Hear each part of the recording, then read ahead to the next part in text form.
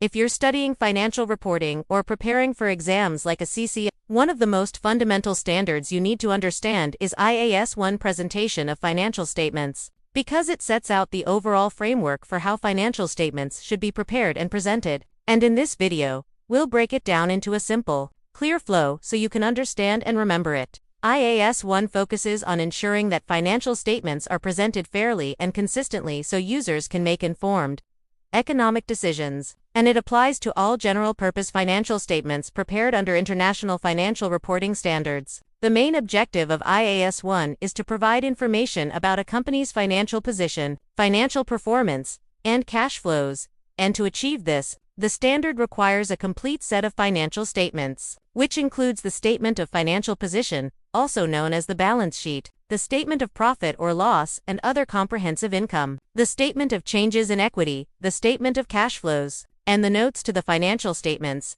and in some cases, a statement of financial position at the beginning of the earliest comparative period. Now, beyond just listing these statements, IAS 1 also sets out key principles that must be followed, and one of the most important is fair presentation, meaning the financial statements must faithfully represent the company's transactions and events in accordance with IFRS. Another key principle is going concern, which assumes that the business will continue operating in the foreseeable future unless there is evidence otherwise, and if that assumption is not appropriate, it must be disclosed. Consistency is another important concept, meaning the presentation and classification of items should remain the same from one period to another unless a change improves the quality of information, and this helps users compare financial statements over time. IAS 1 also requires accrual basis accounting, which means transactions are recorded when they occur, not when cash is received or paid, providing a more accurate picture of financial performance. Materiality and aggregation are also key ideas,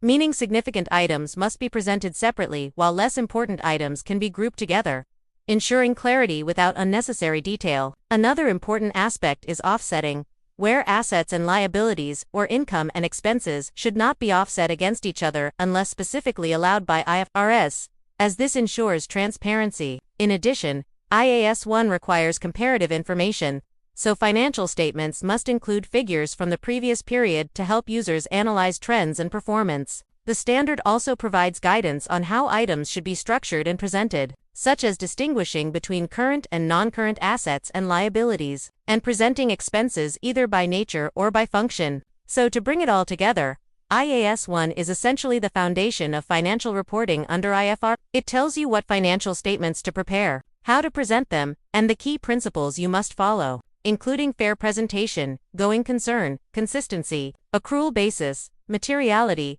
no offsetting, and comparability. And once you understand these core ideas, you'll have a strong base for mastering all other accounting standards. If you found this helpful, don't forget to like the video and subscribe for more simple IFRS summaries.